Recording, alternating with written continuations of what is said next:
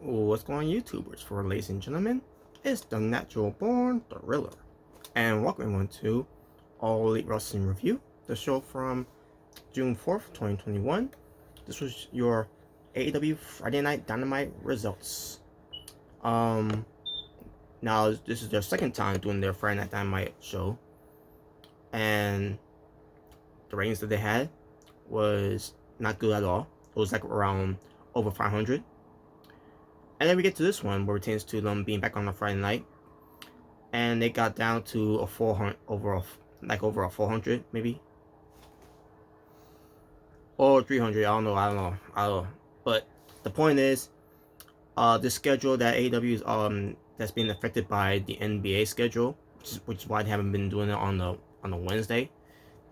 As I said before, I thought it was a good idea to do it on a Friday night, where it pertains to their home show edition for Double or Nothing. After the result of the ratings and everything, and I don't care for ratings that much either way, but they need a good number for the ratings, viewerships, and all that, for the demos and all. After seeing all this going on, they need to get out of Friday nights, because for one thing, they're going up against after SmackDown.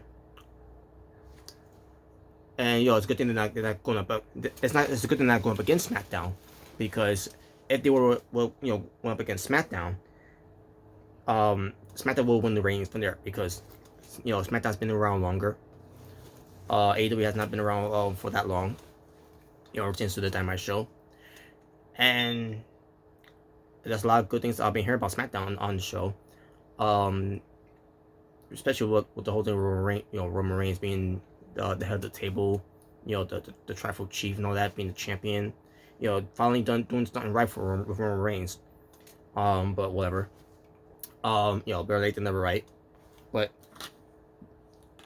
yeah, then they get out of Friday nights, AEW, because again, you're coming away from a SmackDown show that's already over, and doubt anyone was going to watch Dynamite, because there are WWE fans that are also fans of AEW as well. So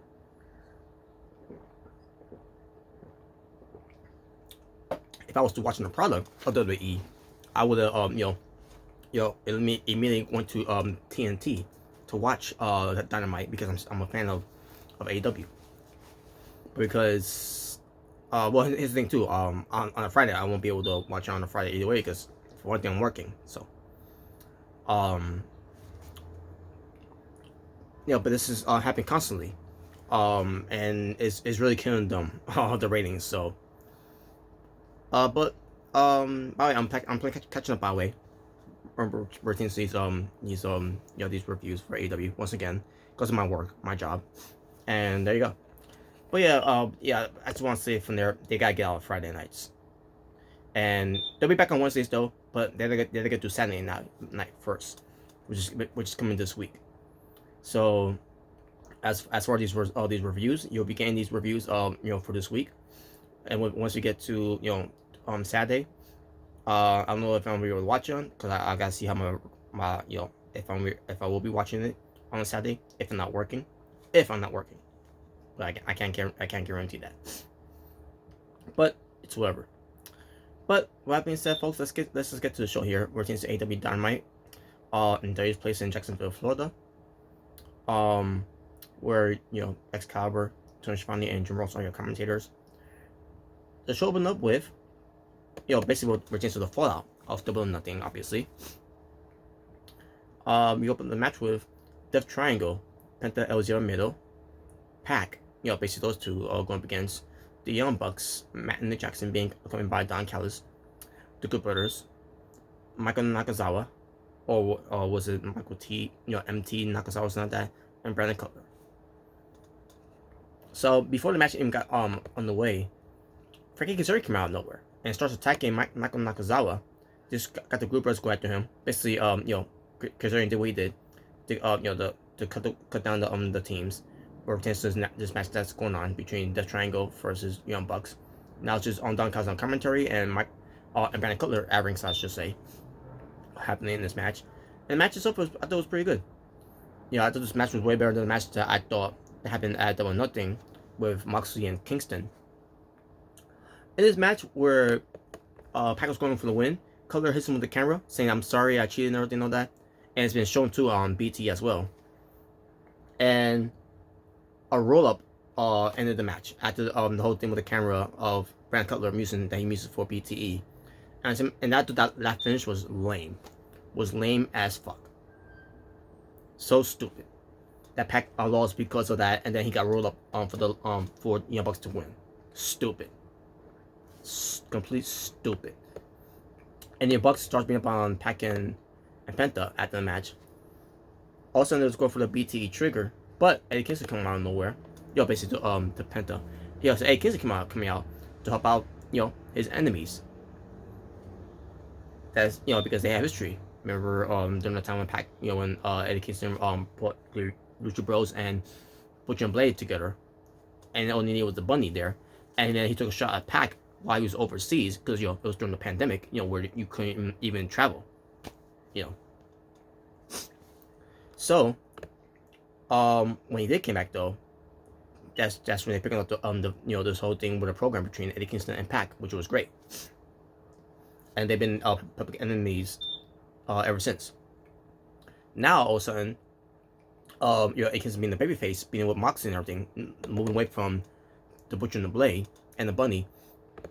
And now the Butcher and the Blade and the Bunny is with Matt Hardy. That's an odd couple there, since to the Hardy family office. And now the Butcher is out, I think because of a thumb injury, which is why you only see the Blade and the Bunny there. Which is why they were recruiting someone else in there, which we'll get to when we get to it. I'm pretty sure it's on this episode, but we'll see. I gotta remember as I was gonna do it, but so in case it's it's almost with Pac and Penta Zero, with their history, and we'll get to that later on. I'm assuming it was during the show too, or since what happened.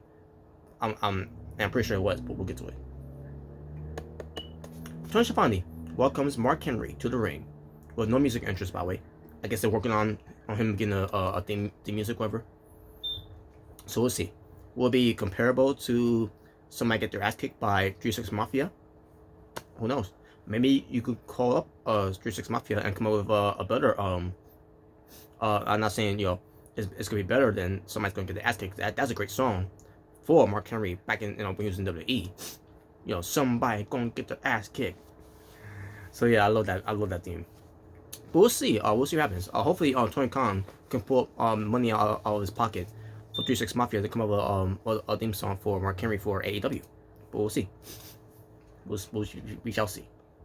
But Mark Henry comes out. He talks about how he loves wrestling and says that he isn't here to fix AEW because it isn't broken. He says that he's here to tighten up the screws. Tony Schiavone also asks Mark Henry is he going to be wrestle again. He says he won't say yes, but he has a lot, basically saying he's still got a lot left in the tank. Yeah.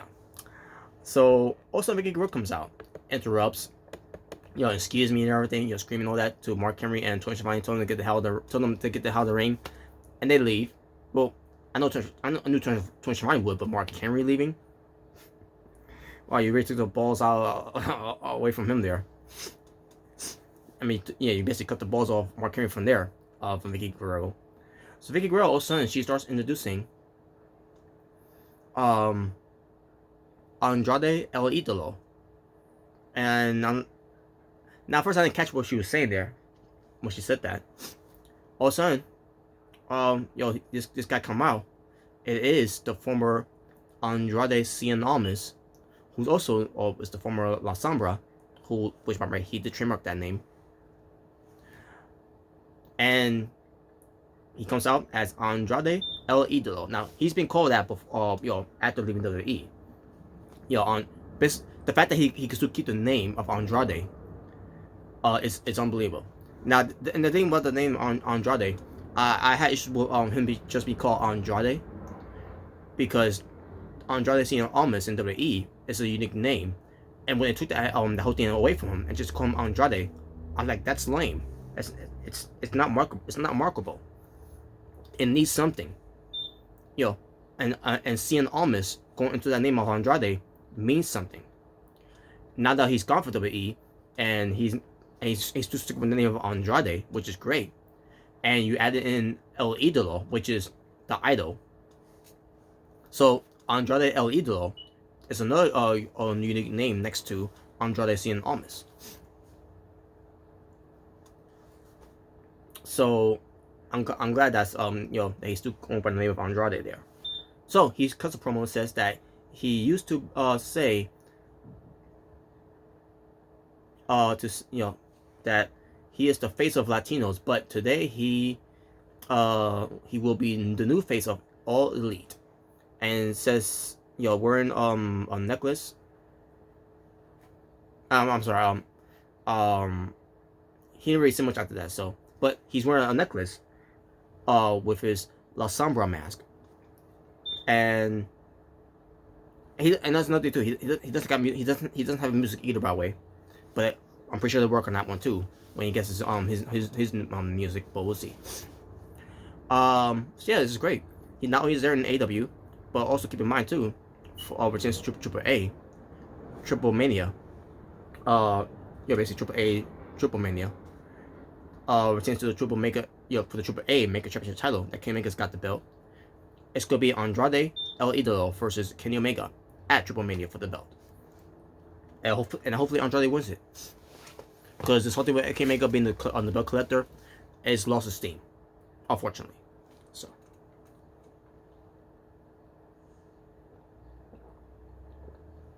But I'm also happy that Andrade El Idolo is in AEW. So he is All Elite. One moment, folks.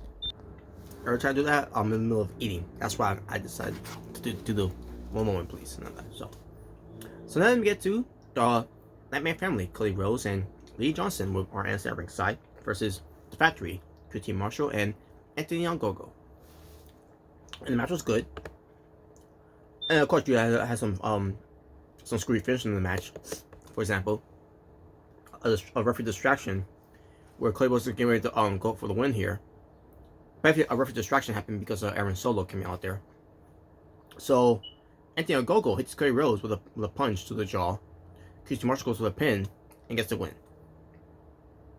I say to myself, why did it have to be QT Marshall getting the win over Cody Rhodes? Why couldn't it have been Anthony Ogogo? So Cody Rhodes will put over QT Marshall, but he will not put over Anthony Ogogo at Double or Nothing.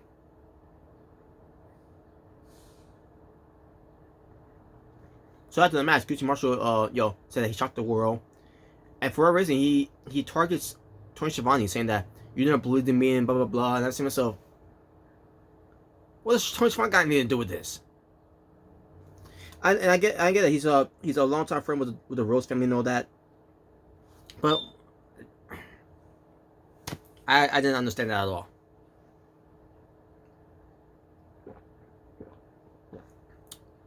Don't get it. We see highlights of the Stand Stampede 2 match from Double or Nothing, with the Inner Circle getting the win over the Pinnacle. And yeah, not much to say about that. But it was good highlight though and everything. So again, not much to say about that. So there's that to this the Inner Circle coming out to talk about everything that happened. San Guevara. Let me see. Did Sam Guevara talk first? I think it was Santana talk first. Yeah, Santana talked first. He says that they still didn't accomplish all they wanted to accomplish against the Pinnacle. So Santana and Ortiz are going to challenge FTR. Returns to a tag team match. And again, well, actually, maybe finish all this first, and then I'll give my thoughts about this whole thing. So yeah, so that's gonna be set. Santana Ortiz versus FTR. Jake Hager talks about Wardlow. That is not over yet either. The war's not over, and he wants Wardlow to face him in his world, where it tends to MMA. So, because they wrestle each other in the world of wrestling, but now he's got to fight in his world of MMA. So, and then we get to Chris Jericho. I don't remember if Sammy Guevara said something either. I don't recall if he said anything, but Chris Jericho though says something. But I'm pretty sure Sammy Guevara he challenges Sean Spears. I'm assuming. But then Jericho starts talking about he wants to challenge MJF and everything, right?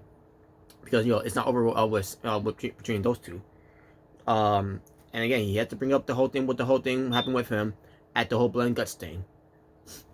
So that right there, I lost steam from there. But we'll see what happens with if the Pinnacle, all the Pinnacle members responds to it. So yeah, especially in that. So all right, so now that I got that out of the way, now my thoughts about that whole thing. Once again, everything that they're doing with the Pinnacle versus the Inner Circle is all ass backwards.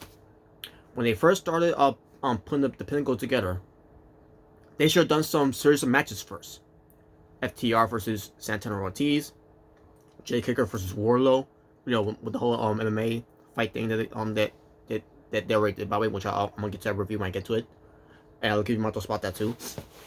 Sammy Guevara versus Shawn Spears, where eventually it's going to be Sammy Guevara versus MJF later on, which that's going to be built up pretty soon, because those two always couldn't stand each other, especially Sammy Guevara couldn't stand MJF, and Chris Jericho basically wants to get back at MJF. But again, they should have done all that first, and then they could have done Stadium Stampede too, and then later on they could still continue the feud, where pertains to even do a trios match, an 8-man tag match, a 10-man tag match, a regular one, instead of just doing the like they did with Blood and Guts and Stadium Stampede too. Something like that. Hell, even they couldn't even done a gauntlet match.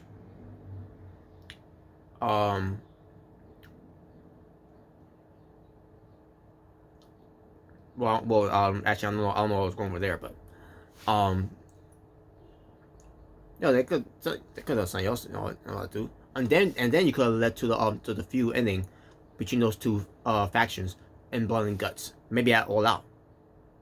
Instead, they did it all ass backwards. They did Blood and Guts. They did Stadium Stampede. And they did the matches too all in the middle of it as well, but at the same time, everything they're doing is ass backwards. And that's not how wrestling should be. But the damage has been done, so we better live through it now. There was nothing. They showed the footage from that three-way match with Kenny Omega, Orange Cassidy, and Pac, where it pertains to best friends, who brag about Orange Cassidy having Omega beat until Don Callis interfere and everything. And basically, Trent calls Don Callis a useless con man, and Orange Cassidy says that this isn't over between them. So that's gonna be something to hang on later on. I don't know when they're gonna do that, but we'll see. We shall see. Kenny Omega and Don Callis are watching the highlights of it, and then all of a sudden they were with Alex Marvez, where Alex Marvez asked them about what Orange Cassidy said there. Don Callis says, this is a conspiracy, against the champion, and all that, to get the belt off the champion, and blah blah blah, and like he smacked the whatever. But Alex Marvez asked about the time match with Jungle Boy though. That Kenny Omega says that there is a big difference between a Jungle Boy and a Jungle Man, and I didn't get what he meant by that, or whatever. Now think about this one too. I thought they advertised this match on the next Dynamite show after this one, but apparently that wasn't the case at all. I guess I must have heard wrong, or whatever. But that the one that's between Jungle Boy and Kenny Omega for the title is gonna be on the Saturday Night Dynamite this coming Saturday. So yeah, so much for that. But anyways, Jungle Boy and Christian Cage versus Private Party with Matt Hardy at ringside. Match I thought was decent. With Jungle Boy and Christian Cage winning the match. The snare trap was the victory for Jungle Boy. After the match, Joe, as Private Party and Matt Hardy were leaving, Christian Cage, on the stage and everything, on the ramp stage, I should say, Matt Hardy comes out of nowhere and gets in a twist of fate, and then yeah. So they're building a program between these two. when it's gonna happen, I don't know, but we gotta wait and see how they keep building this program up, So, but I'm interested though to see how it goes down. Taz talks about the Cage and Page match from Double Nothing. Says that Page got one over on them, but they already have one over on Page. And says that the next time they can have an AEW Dynamite show, Page is gonna pick a partner to face Will Hobbs and Powerhouse Hobbs and Brian Cage. And Ricky starts looking annoyed and just walked away. Taz says that they are going to tear up Page and the Dark Order of whoever that Page chooses to team up with. So there you go. Not much to say about that. So Tony Schiavone calls out Sting and Darby Allin. Returns to the match at Double Nothing. Sting says, Double Nothing, a night that he will never forget. Says that the night stands up to anything else he's done in wrestling. As fans start chanting, "Used to got it." Darby Allin he urges them on with that whole "Used to got it" chant.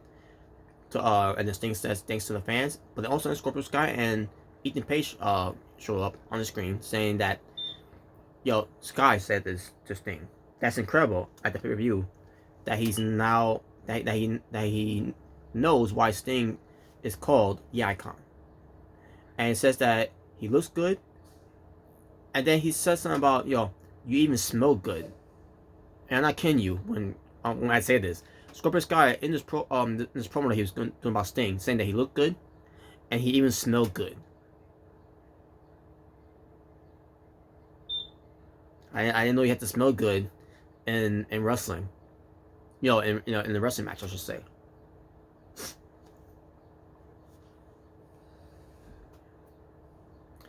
I guess he must have him on some cologne or something. I don't know. It was just weird that Scorpio Sky even said that. But says that Darby Allin I'm sorry, Ethan Page said this is what I meant to say. Ethan Page says that Sting has carried Darby Allin through his entire AEW career, which is false. False. And says, let's see what happens when Darby Allin finds a partner of his own that has nothing to do with Sting being his partner. Because basically the whole thing was that the only reason why Sting and Darby Allin beat the Men of the Year, which is Scorpio Sky and Ethan Page. That's their tag team name, by the way. Men of the Year. See how long that lasts. But the reasoning of what they're doing there is that Sting and Darby Allin only won because Sting was the factor of this. If it was someone else, it would be a different story. That's basically what they're saying. And yeah, there you go. Nothing to say about that. Alright, folks, before we get to the next thing that I'm about to talk about, excuse me for one moment. And now that I'm back, now we get to Tony Schiavone introducing Dr. Britt Baker, DMD, the new AEW Women's World Champion, with Reba Rebel, which I want to say, with a bunch of AEW wrestlers like Vicky Guerrero. Well, I want to say she's a wrestler, because she's with another wrestler. Because she's with a wrestler, who she managed in Nyla Rose. Jack Evans, Van Hanico, TH2. I can't remember who else was there too. And I was saying to myself, okay, why are they there? Now it should at least been the women's, in the ring. But I can't. Other than that, I can't remember who else was on there too. Oh yeah, Luther and Serpentico. And I'm saying to myself, why are they there? What they got to do with this? I understand Vicky Guerrero and Nyla Rose is there because Nyla Rose is a wrestler, a women's wrestler, and because she's gonna be next in line for the title. Based on what they did here too, is right there a toe corrected to the way they did it here too. But Jack Evans and Hanico, Luther and Serpentico, don't know any reasons why they're there in the first place. But then we see in the ring, like a cloth, covering something that's on top of a table or wherever that was supposed to be there. And they reveal in the ring of hamburgers. Maybe it was hamburgers, maybe it was cheeseburgers, whatever. The point is, there were burgers there, and I'm saying to myself, so this is the championship coronation for Britt Baker of her being the new AEW Women's World Champion. Burgers.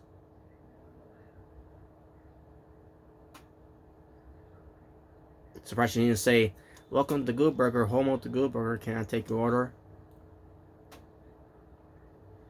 So, basically, Britt Baker says, she's got a gift, 1,500 burger coupons for the fans to look under the table. I mean, the chairs and everything. And once she said that, I said to myself, yeah, I knew there was gonna be no coupon under there, because she did this before, and she's done something like this before. When it comes to the weighing room that she done on Dark. So this was no different. There was nothing under the table, but she laughs and everything. She removes the cloth. That's reference to the coupons that are all with her. And then she got Tony Schiavone, Reba, Rebel, we're gonna say, and she picked they picked the burgers to give her a toast.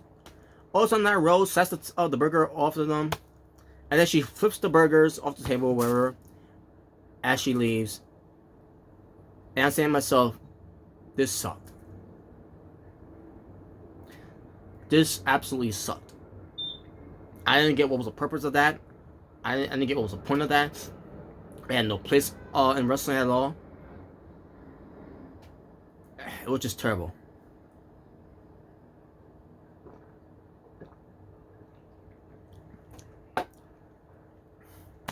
I don't know what to say after that. Eddie Kingston approaches Pac and Penta, and they all scream at him, saying that to keep his nose out of our business, we don't need your help and everything. So Eddie Kingston says that the enemy of my enemy is my friend, and tells them to let the Murat and the think about it and everything and all that. So, and they know about it and everything, and this did lead to the next program for next Dynamite show, which is to what's gonna happen next. So, but we'll get somewhere into the review. So, then we get to the Bunny being accompanied by the Blade versus Red Velvet, who's being accompanied by Kylan King and Big Swell. So they had a match, and this match was decent, but also in this match too, this was a match that Red Velvet almost experienced death, because she went for a tope suicida onto the Bunny on the outside, and she almost killed herself by almost landing on top of her head. And she popped right back up, oh my god, this was, all I could say was thank God she was alright. Like, my god, that could have ended very badly. But the match continued, and in the end, it was Red Velvet winning with the just desserts. And there you go. That was the end of that program between the Bunny and Red Velvet. But by God, Red Velvet almost died. If you have seen that dive that she did, yeah, I know what I'm talking about.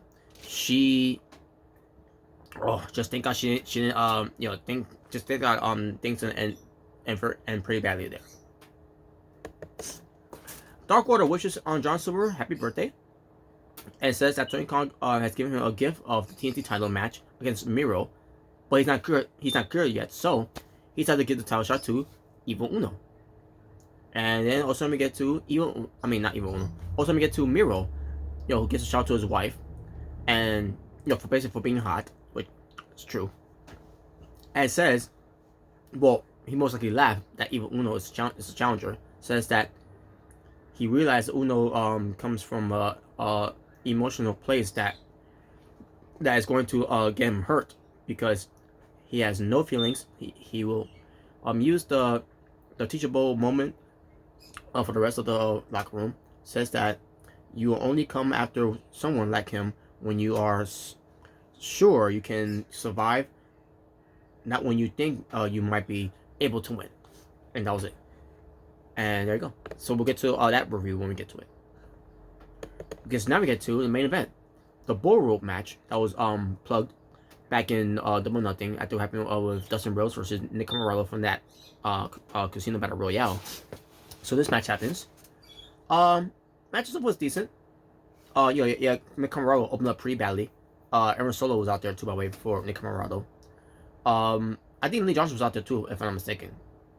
I could be wrong, but I don't remember that one. But I do remember seeing some like a Figure Del Cell, get involved a little bit too, because he was pushed away by Comoroto or whatever. But yeah, but I thought the match was decent, and in the end it was Dustin Rhodes getting the win over Nick Comoroto. And I see myself, what is with the Rhodes beating these guys that supposed to be up and coming on the AEW? You're supposed to be building these guys up, to be future stars in this company, and you're having the Rhodes just beating them. Cody Rhodes going and beat Penta Zero Miedo, going and beating Darby Allin at one point, going and beating other guys coming in that he had no business beating. And now they being a newcomer in Anthony Ogogo. And now here we are with Dustin Rhodes. Now he's in the same category here. Now he's beating Nick Comoroto, who's supposed to be someone that you should be building up and properting to be something in AEW. And instead you have him lose to Dustin Rhodes. What does that do for Dustin Rhodes? It does nothing for him. So now you gotta rebuild Nick Comoroto once again.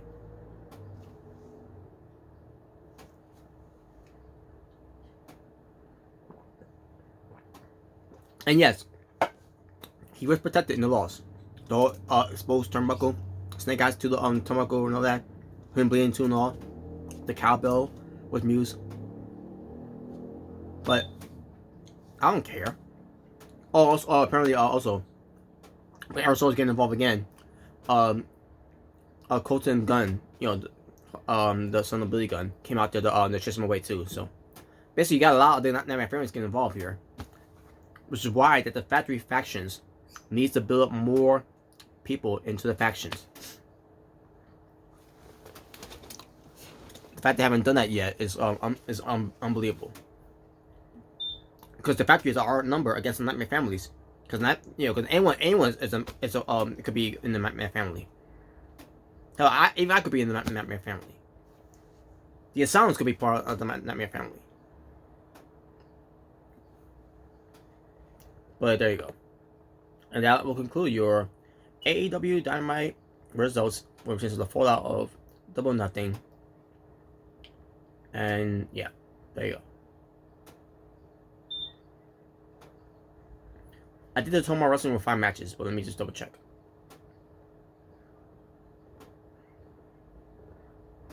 5 matches, yes. My overall stream for the show, I don't remember what I give it on when I did the if I recall, if I was part of that. Actually, I was part of that live reaction show with Yes Silent, but I don't remember what over short rating I give it. But on their channel it's whatever, but on this channel it's gonna be different. So the show itself I thought it was good though, but there were a lot of things I didn't like about the show either. So I'm gonna go with a 7 out of 10. And that being said, thank you for watching for this edition of Dynamite. Our review, for All Elite Wrestling from June 4th, 2021. For It's a Natural Born Thriller, same piece on the streets as I play catch up. So, take care.